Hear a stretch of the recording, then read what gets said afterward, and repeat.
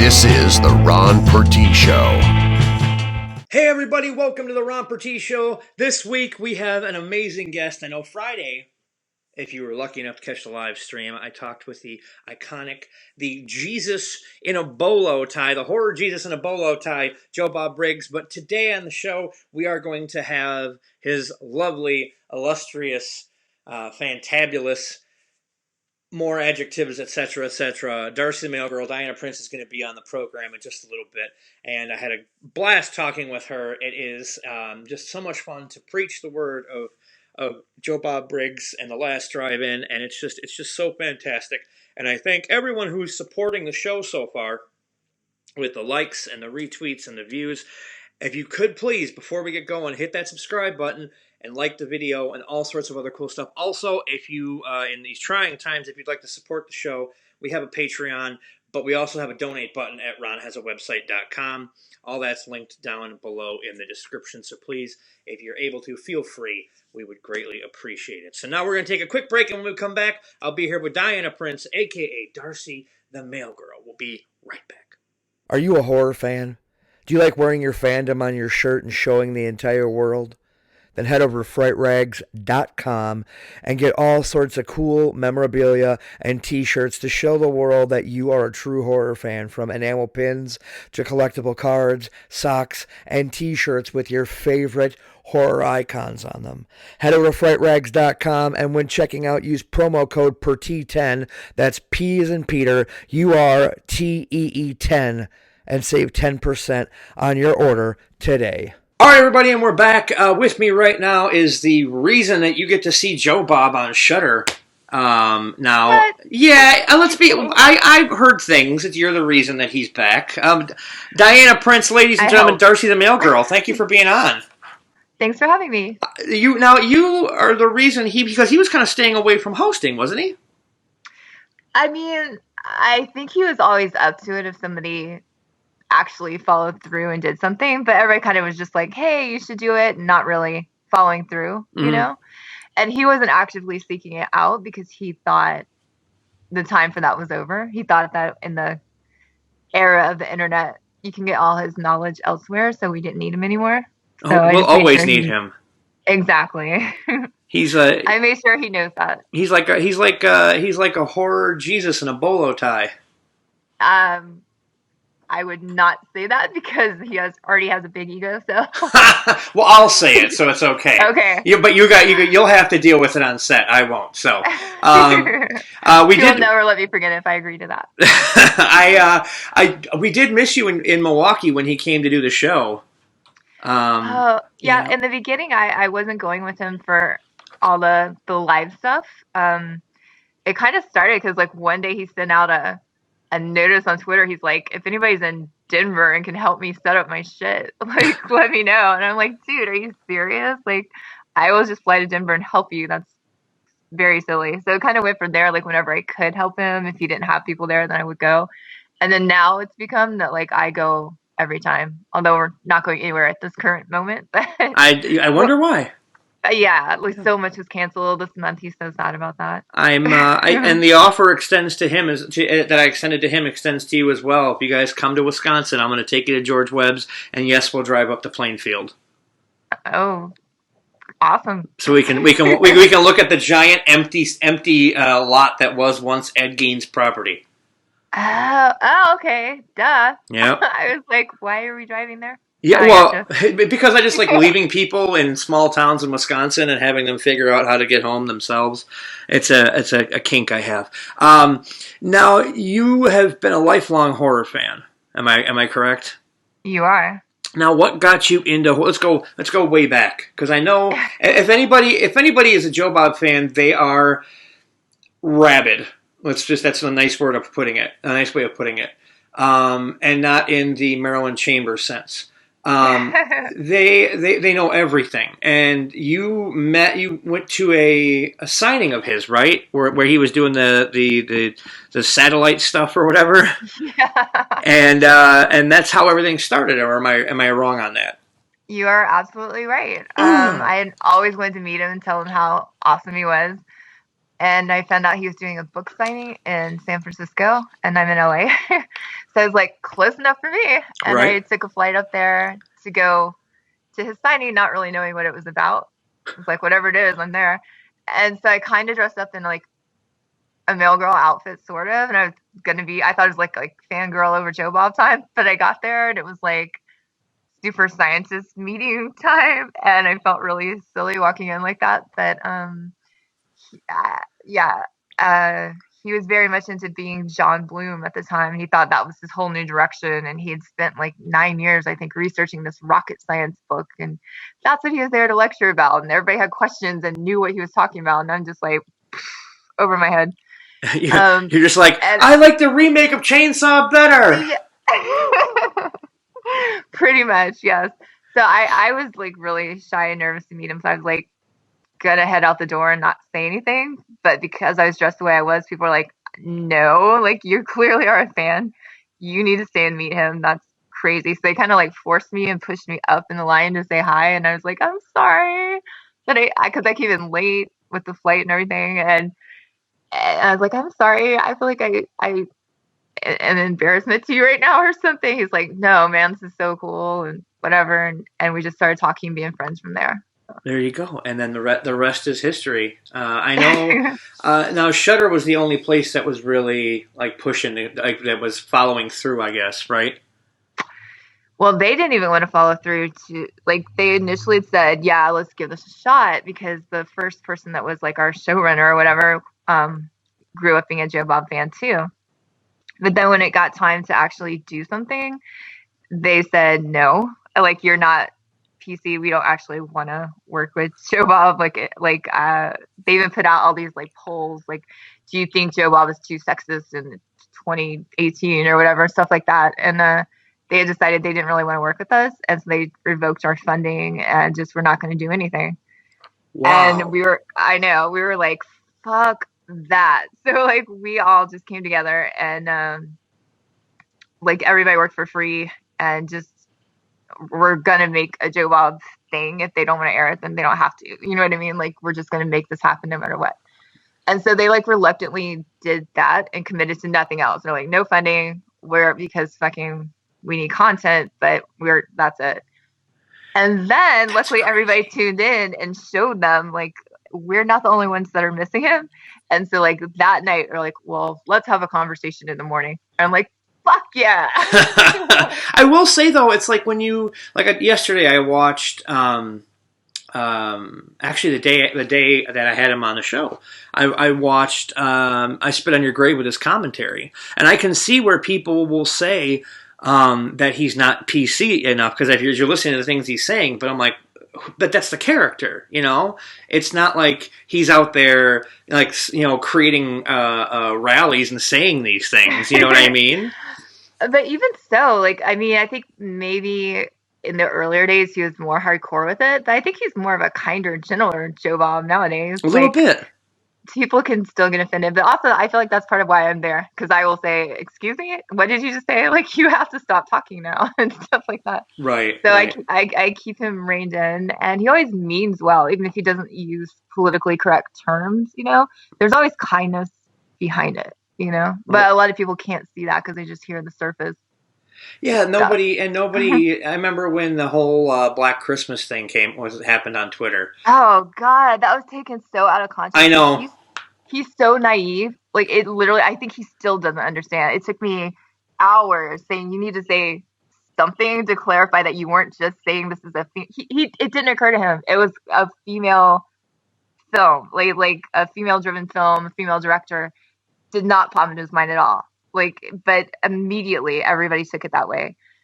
He had no knowledge of the controversy. He just read an interview, like he wanted to know about the movie, and the whole interview was just, the political stance. And so he thought, oh, I'll just say that, because he was also at the same time watching Chopping Mall, and he was like, well, damn, Jim Wynorski would never say that. Literally, his whole thought process. Like, right. He tweeted something stupid, and then it just went bonkers. And I just spent so much time. He was so sad over Thanksgiving. He's like, I didn't mean anything. How did this happen? So you've kind of become his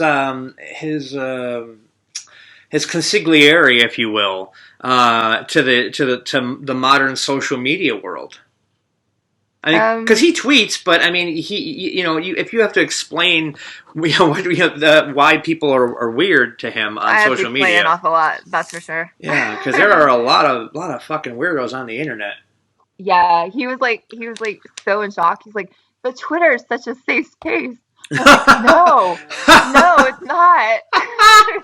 That's hilarious that he thinks that Twitter is a safe space. He keeps saying that now. He's like, Twitter has always been such a safe space where people can just be open. I'm like, no, Joe Bob. No, not at all. Now let's get back to you. You said you've been a horror fan your whole life. What was your first foray into the genre? Oh, Friday the 13th Part 4, which today's the anniversary of that. Oh, there you go. See, and this is out late. It's not going to be airing beforehand, but if you when was it 1 through 8 are on Shudder now? Yeah, and you're going to be live tweeting it in a little bit.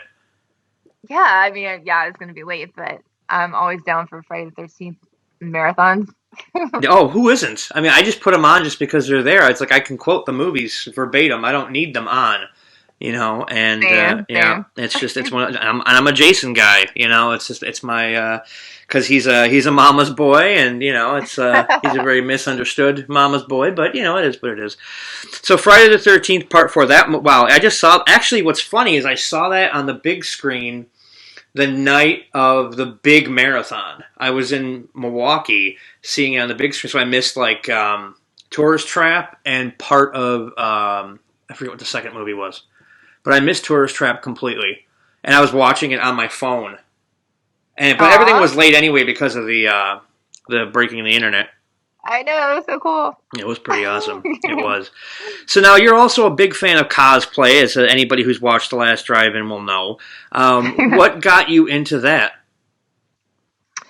I don't know. I've always been into wearing costumes ever since I was little. I just think it's more fun than wearing normal clothes.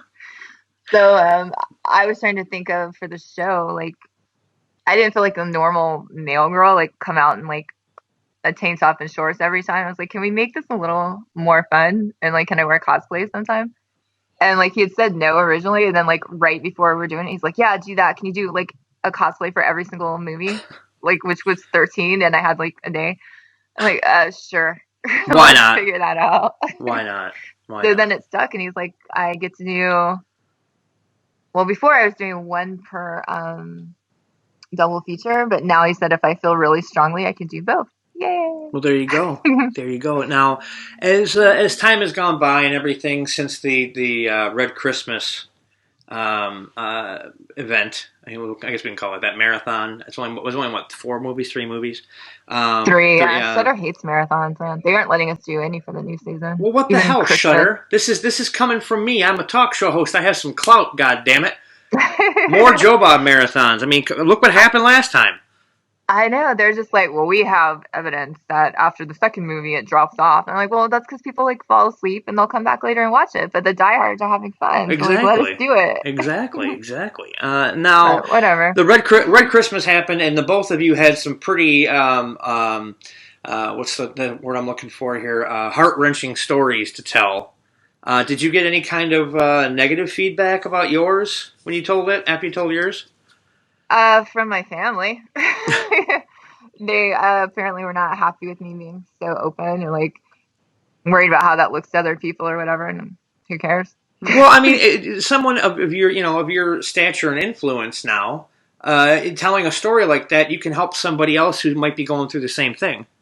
Yeah, that's more important. I got so many very kind letters, and a couple of people that actually were in the middle of stuff and said it helped them decide to leave, which is bonkers and amazing. But if I can help, awesome. Right. Now you, oh boy, this is where things get weird when you got to ask questions like this, but I think you know where I'm going. You said that you started dancing afterwards?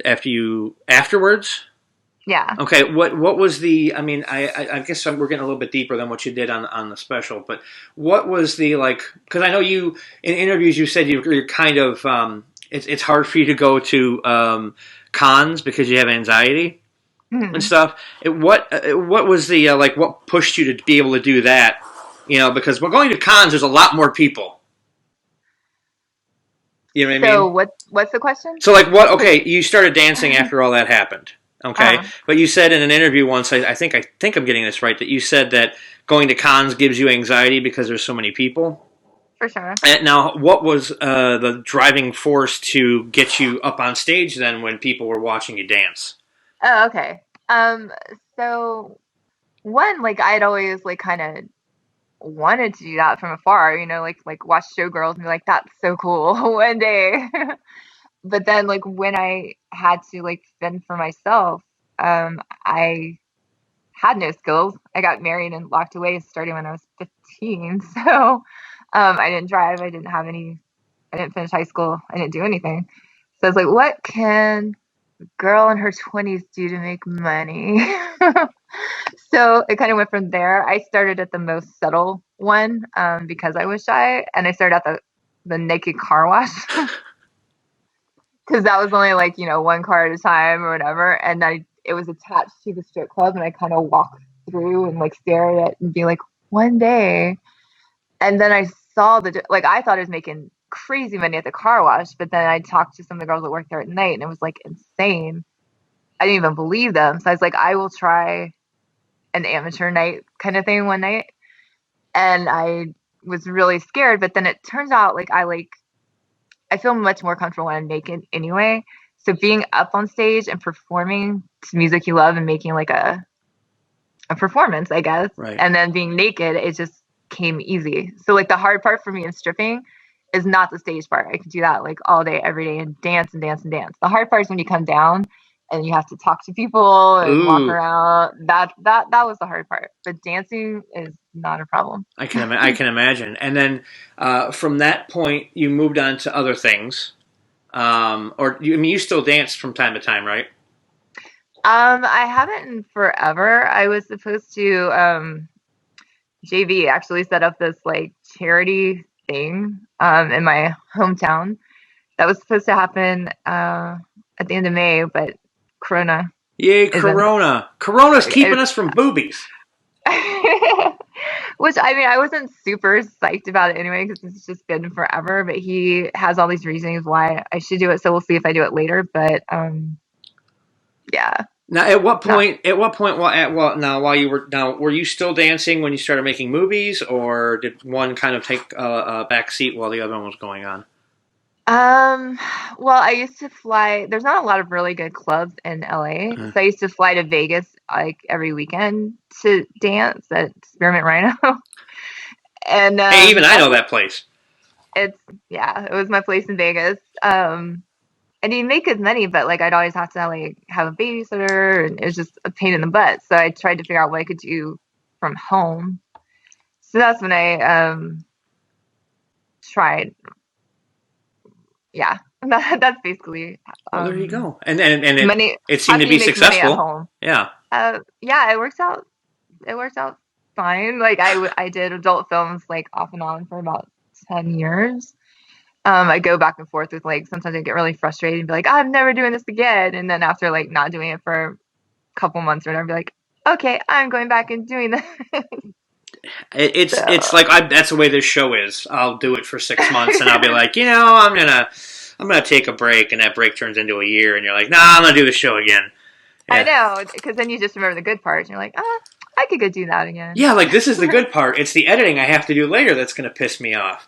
Yeah, no. I mean, this is pretty straightforward stuff. But now, when you so now is being the fifth male girl, if you want to count Kat. Does that? What you do? Yeah, I mean, she was there. She is the Curly Joe of. But do you know why she was only there for a little bit? I don't actually. That's because the freaking TNT people said she was too old. They're like, "What is she, 40? We have to get rid of her." And they wanted to bring in an 18-year-old. Sexy is sexy. It's fucked up, man. That is very well. TNT is. It was literally ageism is why she was fired, and she was so happy to be there, and she was so excited to be part of it. She was begging, and Joe Bob's like, "You're Playmate of the Year. Like, that's like, you're too good for the show. And she's like, no, it's gonna be so fun. And then executive dude said, ew, like she could be somebody's mom or whatever. And like, I'm assuming that executive isn't there now because we have AEW, so. And I know you're a big AEW fan. Hell yeah! I'm more of an NXT guy myself, but we are enemies, though. We are not enemies. I know. Oh, gee. Wrestling is wrestling. War. Wrestling is wrestling. Now, here's the big thing, okay? I know he said that he's going to have a big superstar guest on, and I remember last year, and I'm thinking, well, why wouldn't Jericho show up on the show? Why wouldn't he? See, I'm thinking it's outside the box, and everybody else is thinking it's somebody else. I'm like, okay, honestly, we're allowed to announce it tomorrow. So I'm assuming this goes out tomorrow. Yes. It should be fine then, right? Okay, I will wait. You tell if you. Oh boy. How about this? Just to be on the safe side. Okay. Just you have my cell number. Text it to me, and I will not. Okay. I won't say anything. But yeah, I'm excited because Joe Bob's back, and I'm going through a dark time right now, and he's like the bright shining light on the and that's we've had this discussion before, and it's just great to have him back, and just so everybody knows, April 24th, 9 p.m. Eastern, double feature begins on Shudder. Joe Bob and Darcy are back. Now, you have kind of been someone that's pulling him along, kind of. And you're the one that, like, really okay, I'm fully in agreement with the Monster Vision stuff, releasing the Monster Vision stuff with the time code. Okay? Yeah, it was so hard to get him to agree to that. Like, it's been years since I met him. Like, he told me they're just in storage. He's like, oh, but nobody wants them because I can't have the movies. I'm like, that's not true. Yeah, no, it's I still watch the what you call it, the ones on YouTube. Yeah, and there's so much, like, now that I have these thousands and thousands of boxes, not that many, but like crazy amount. I can see there's just so much rare stuff here. There's like unedited interviews with people that are no longer around. Like, it's insane. Like, that he was just letting all this go to waste. So like, I am definitely gonna figure it out. I don't know exactly how we're releasing it, but I feel like I'm just gonna get little bit by little bit, because he says it's like 20,000 hours of TV or something. And now's the perfect time. Yeah, well, I know, but then everybody quit working on me, so like I'm still trying to figure it out, but I will get as much out as I can as fast as I can. That's amazing. Some of it's on like film, like I have to figure, but the ones that are on tape are easier, right? But like the really old classic stuff from like drive-in theater is still film shit. That's nuts. I know. But those, you figure, those are just mainly, a lot of those are just like beginning and end of the movie. I mean, unless there's the Linda Blair marathon where they broke in and they talked to her. There's that, and there's this one whole reel that is like the Night of the Living Dead cast plus Tom Savini. Yes. Unedited. It takes up the whole reel. It's like, holy shit, what is on this? Yeah, I remember that's on YouTube. I remember watching that, and I remember when he had. Oh, but this is unedited, sir. Oh, well, now that you haven't seen yet. No, I guess I haven't seen it then. I'm also a big fan of when he had like Zachary on and stuff like that. Do you have all those too? I have literally everything he's ever done, plus commercials and plus the what's the series? I always forget the name of it. It's like Joe Bob's Sleaziest Movies or something. Oh, those are awesome. The ones that are filmed that never aired anywhere. I have those. Those, you gotta put those out on Blu-ray or DVD or something. I know. Like, here's my stimulus check. Just take the whole goddamn thing. I want those so bad. Like, I was at a convention a couple of years ago when I found the I Spit on Your Grave, or the Millennium Edition, that has his commentary, and I almost got into a fight with a guy over it. And it's a friend of mine. We almost went to blows over it, because this is the thing, and I'm not going to name names because I don't want to put him out on blast like that, but for the longest time I would show up, we'd hang out at this comic shop, and I would show up and I'd be wearing a Joe Bob t-shirt, or I'd talk about Joe Bob ad nauseum, and he would be like, who the fuck is Joe Bob? And and then the minute he met him or was introduced to him, it was all bets were off. He even went out and he spent like $100 to pick up a copy of Joe Bob Goes to the Drive-In. Wow. Yeah, and it was crazy. It was crazy, crazy, crazy stuff. But that's so I'm very excited about that. He didn't talk too much about it. Now, here's the thing: if he comes to the Music Box to do the show with Svengoolie, are you coming?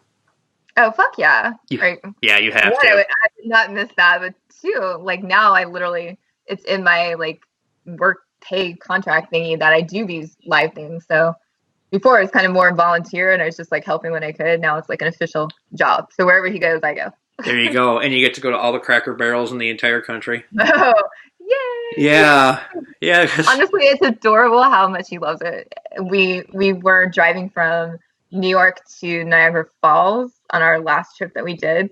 And there was a Cracker Barrel 2.5 hours out of the way. But he's like, but it's the only one. So we're going. He's like, it's turkey and gravy day. We have to get there. All right, dude, let's go. I'm a big fat guy. You say turkey and gravy, I'm kind of sold. But I'm vegan, so literally it's broccoli and sometimes a side salad for me. But I love sitting there with him, and the ambiance is adorable. It reminds me of home. I grew up in Charleston, so it's sweet. So you kind of grew up in Waffle House country. Exactly. Waffle House is more what I'm used to, but Cracker Barrel was our Sunday dinner kind of thing. I've never been to Waffle House. I want to go to Waffle House so bad, but I've been told by many, many people who've been to Waffle House that the George Webb's I was talking about is the northern Waffle House. So. Oh, okay. Yeah. I've never heard of George Webb's. It's a tiny little thing in Wisconsin. There's some in Milwaukee and in where I live in Racine, which is 30 minutes south of Milwaukee, and there's one, and they're open 24 hours. You get drunk, you go in there. After you're done eating, the grease will sop up all the alcohol in your system. Yeah, that sounds like Waffle House. Then. Yeah. Except there's not as many fights as Waffle House, I hear. Does it have a jukebox that plays songs devoted to George Webb? It doesn't. I know about the jukebox. Yeah, I heard. Well, Stephen Colbert has a song on there. Does he? Yeah, him and Sturgill Simpson. Wow. Yeah, so that's oh, damn it. I gotta go. He's from my hometown. He's our hometown hero. Oh, Colbert? Yeah. Oh, that's right, because he's from there. From Monk's Corner. That's crazy. That's crazy. Actually, when you watch this, the set is kind of set up like his late show set right now, his late show from home thing. But now, before I let you go, because I know you got a lot of stuff going on, I do have to ask one thing. So much in quarantine. Hey, you're a busy woman. 2 quick questions. One, what was it like meeting Honey? Because that had to have been crazy. It was very intimidating. I was so scared. But she was actually turned out to be just incredibly sweet. So, we talked a lot that night, and I dressed up as her when she came to our event, and she loved it and got it right away. She's like, oh, that's the outfit I wore in 3 different episodes. I'm like, yes, it is. And then she had driven from where she lived 2 hours away from our event in Louisville. So she drove there, and she wasn't planning to head back until later in the afternoon.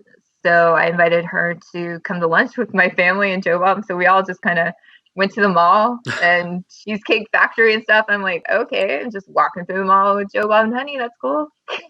That's awesome. It was strange, but very cool. Okay, my other question before I let you go is this, and maybe you know more about it because you seem to be a lot more hands-on behind the scenes than he is. Is there a reason why we only get him 10 weeks out of the year? Shudder, man. It's them. So he would do full on like he did with Monster Vision, but it's Shudder. Absolutely. It's Shudder. Okay. Absolutely. Okay, I know. Yeah. I know who to voice my displeasure at. But I found a way around it because, I would love for them to just do it straight through, but we have to fight for what we have to fight to be on now. It's crazy how reluctant they are to do anything. I don't understand it, but I don't want to badmouth them because I'm happy we have a place. But I don't understand a lot of their behind the scenes workings. I'll say that. But in the meantime, this past Friday the 13th, we did our little live stream, which was great. So if we have these long hiatuses, then I'm going to get him to do that stuff with me. So we don't have to worry about which movie we're showing, no rights issues or anything. We can just do it. So that's my way to fill in the gaps until Shudder says, okay, let's do some more. That's amazing. See, now, and you're going to go down in history as the woman who got Joe Bob to dance like Crispin Glover from Friday the 13th Part 4. Yes! That's that sure. was so great. I was so scared he was going to back out on me, but he didn't. It was awesome. That was a crowning achievement, ma'am. That was awesome. Oh, thank you, sir. Okay, so you can follow her on Twitter at kinky_horror.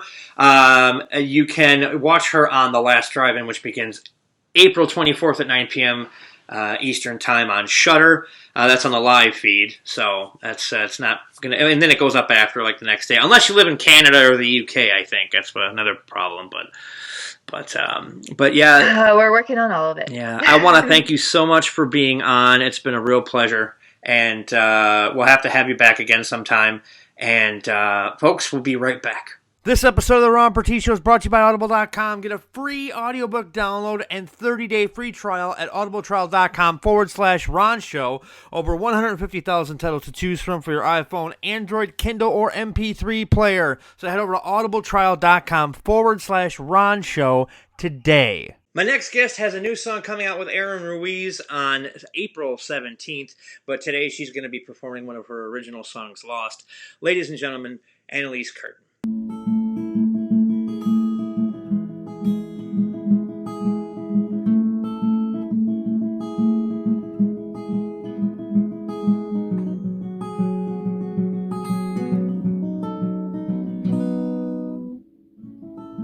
I am closing my mind.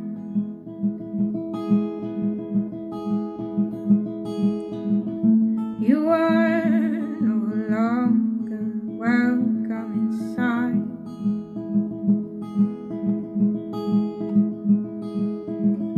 Observations are flying, and you only see what I have not done. Don't you know your love?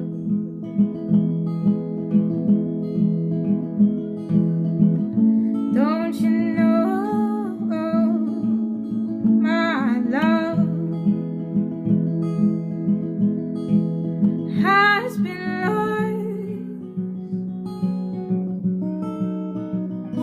lost again?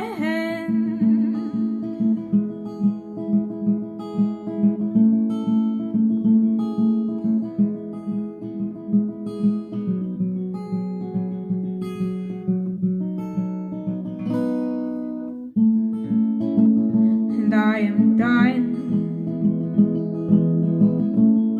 How could I have won? You seek shadows under the sun.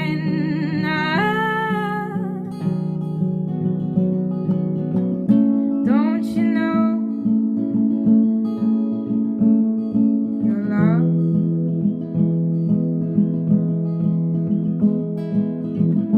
Don't you know my love has been lost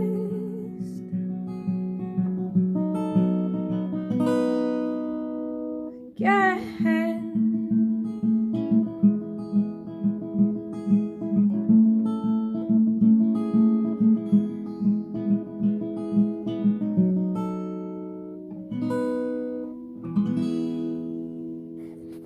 Guests of the Ron Purtee Show stay in their homes. I mean, come on, really? What were you expecting? That was fantastic. I want to thank my guests. I want to thank Diana Prince. I want to thank Annalise Curtin. And I want to thank you for watching. You're amazing. Head over to ronaswebsite.com for multiple ways to support the show. We even have t-shirts. You can rock a tee. That's how the kids talk today. It is. But I want to thank everybody for watching. You're all amazing, and I'll see you next time.